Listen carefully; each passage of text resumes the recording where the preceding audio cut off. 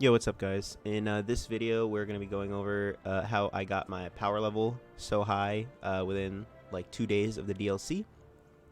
As you can see, my Warlock is already 1059. I'll get him above 1060 today. I'll probably get him around to like 1062. I just hopped on.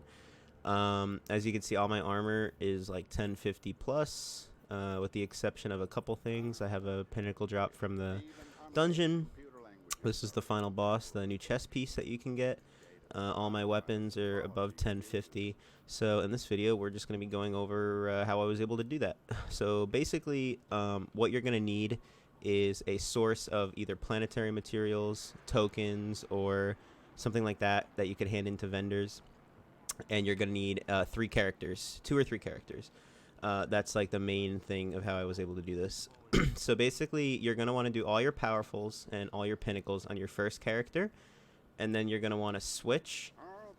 Make sure that you do your powerfuls before your pinnacles. Obviously, that's how you maximize the most out of your power level. And then after you do your first character and you switch to your second character, obviously you're going to have very high power level guns, but your your armor is going to be still, like what it was last season, because you haven't played on that character. So what you're going to do is, if you have a source of planetary materials or tokens, like me, as you guys know, I play a lot of Crucible. I came over to Shaxx, and what I did from there is, as you can see, I have 9,000 Crucible tokens. I started the season with about like 15,000, maybe a little less than that. And all I did was just spam out tokens, getting gear. I was like just automatically dismantling weapons, but until I got a piece of armor, I'd slap that piece of armor on. And what I would do is just continuously hand in tokens until it got to a point where I wasn't able to upgrade my armor anymore. And it will get to a point where that happens, but it does take a lot of tokens, because you're going to have to get maybe 4 or 5 or 6 different arms, maybe even more than that. Like, you're going to have to get a new armor set, new armor set, new armor set, new armor set, until it gets to a point where your armor can't go up anymore. Now, what I did after that is, after you get your armor all equipped with the highest max power, it could be from either Shaxx or whatever vendor you take it to. After I did that, I took it to there in Destiny. There's 2 vendors. I don't know why it's like this, but there's 2 vendors out of every vendor in Destiny. Every day it changes, that hand in a +0, or I guess a +2 from where your cap is. So for example, the past 2 days it's been Zavala. So if I went to Shaxx first, upgraded all my armor as high as it could be, and then went to Zavala, he was giving me armor drops that were +2 what I was getting from Shaxx. Now, it might not be Zavala today. It might be somebody else. It might be Devrim from Earth. It might be Failsafe. I'm not too sure. But I know it changes every day. It's just been Zavala the past 2 days. Now, I wasted all my Vanguard tokens, so I have nothing to really show you, because I used them all for armor.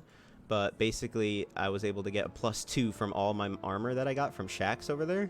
So that on my Warlock brought me to about 1046-ish power on all my armor, because all my guns were already 1050 from my first 2 characters, or around 1050, because as I was switching characters, doing pinnacles and powerfuls, switching characters, doing pinnacles and powerfuls.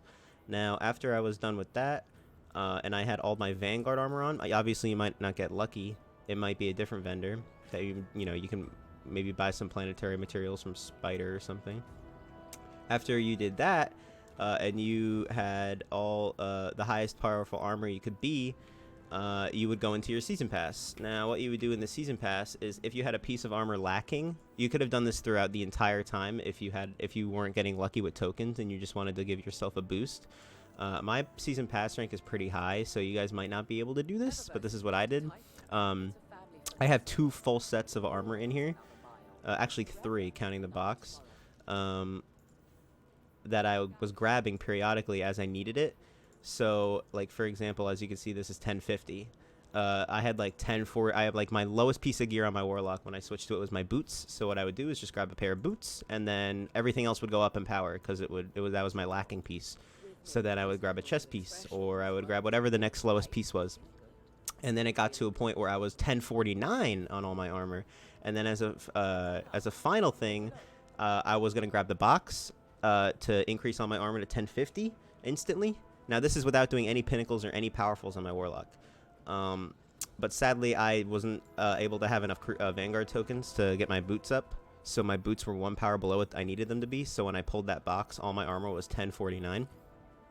But there was another thing that you could do, which is use the new Engram machine over here. There's a bug in the game right now that I think it's a bug. It might not be a bug. They haven't really said anything about it. But if you go over to the machine over here, you're gonna have to farm some materials, but you get these from the campaign and the missions and stuff and the public events on like IO and Titan. The what is it called? Let's see. I forget the name of it. The altered element. So what you do is if you make an armor focused Umbral Engram and you hand it in, I would say 8 times out of 10 it would drop powerful. So I don't know if that's a bug or what, but that's how I was able to get all my armor to 1050. Now I did the dungeon last night, but as you can see on my warlock, like I still have a lot of stuff I got to do today. Like I have Gambit, Strikes, Crucible. These are all pinnacle activities that I have to do today. And then what else? I did the dungeon last night. I have Garden of Salvation to do. I have Pit of Heresy to do. Like these are all pinnacle drops that will only increase my power even more. And I'm already at a base. Like I'm already at the power cap. So like by doing this actually saves you a little bit of time, because now on my 3rd character I don't have to do any powerful engrams. I just have to jump straight into pinnacles. Now, what you could do if you do have 3 characters and you do have the time like I do, you guys probably don't have as much time to play this game as I have these past few days. I know I played this game probably too much, but this is just a simple guide to hopefully make your power grind a little easier and save you some time.